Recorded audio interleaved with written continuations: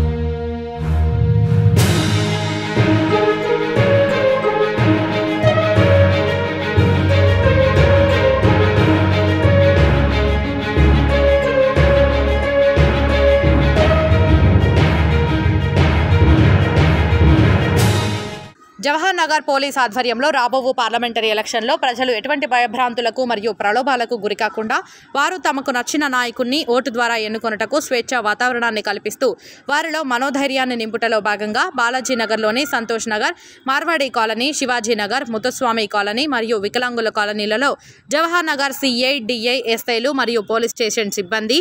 CAPF బలగాలతో కలిసి flag March నిర్వహించడం జరిగింది.